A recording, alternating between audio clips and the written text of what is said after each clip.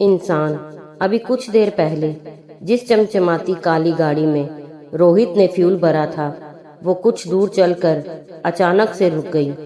थोड़ी देर रुकी रही, फिर सामने गैरेज से एक मैकेनिक आया।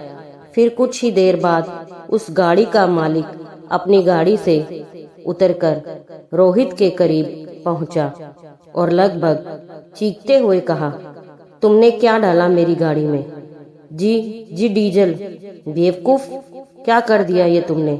हजारों का नुकसान कर दिया मेरा। इंजन में खराबी आ गई है। मेरी गाड़ी पेट्रोल इंजन है। रोहित नया नया लगा है इस पेट्रोल पंप पर। सीधा सा लड़का है, पढ़ाई में होशियार, मगर मजबूरी में इस काम पर लगा है। ये सुन वो हक्का बक्का रह गया। मैं स्थिति की गंभीरता समझ उनके पास गया। साहब, गलती से हो गया। नया लड़का है, उसने पहले एक भद्दी गाली दी मुझे, और साले तो मैं क्या करूं? जानता है कितनी महंगी गाड़ी है मेरी। इतने में हमारे मैनेजर आ गए। उन्होंने भी बहुत समझाने की कोशिश की, पर उसके सिर पर मानो खून सवार था। उसने इसी बीच रोहित को एक थप्पड़ लगा दिया। उस गरीब मासूम लड़के की आंखों में आंसू आ गए। वे हाथ जोड़े खड़ा रहा। मैं कुछ सुनना नहीं चाहता, अपने मालिक को बुलाओ। मालिक का नाम सुनते ही मेरा गला सूख गया। पंप के मालिक यानी कर्नल साहब बहुत सख्त आदमी हैं। उन्हें मुस्कुराते भी नहीं देखा हमने कभी। मैनेजर ने मालिक को फोन लगाया। इस बीच उस व्यक्ति ने रोहित को 2-4 और गालियां दी। रोहित गर्दन झुकाए अपने आंसू छुपा रहा था। एक गुनहगार की तरह उसे एक बेंच पर बिठा दिया गया। उसे देख मुझे दया आ रही थी, पर मैं भी बहुत विवश था। आज ना सिर्फ उसकी नौकरी, बल्कि उसे इतना बड़ा हर्जाना भी भरना होगा।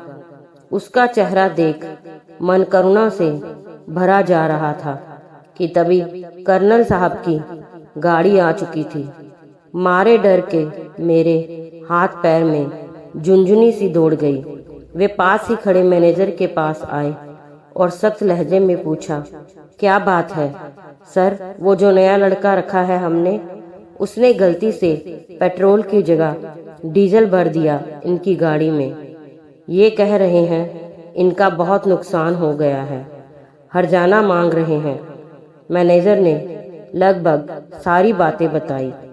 कर्नल साहब ने एक बार रोहित की तरफ देखा और फिर उस व्यक्ति के पास गए। कितना नुकसान हुआ है आपका? लगभग 15,000 रुपए का, उसने गुस्से में कहा। कर्नल साहब ने मैनेजर को उसे 15,000 रुपए देने को कहा। वो रुपए लेकर जाने लगा कि तभी तुम्हें भी अपना हर्जाना चुकाना होगा। कर्नल साहब ने सख्ती से कहा। हर्जाना? हाँ, तुम्हारे नुकसान की भरपाई तो हमने कर दी, मगर उस मासूम का क्या जिसे तुमने थप्पड़ और गाली दी है, उसकी भरपाई हो पाएगी तुमसे? उस व्यक्ति ने हमारी तरफ देखा, फिर कर्नल साहब को देखने लगा।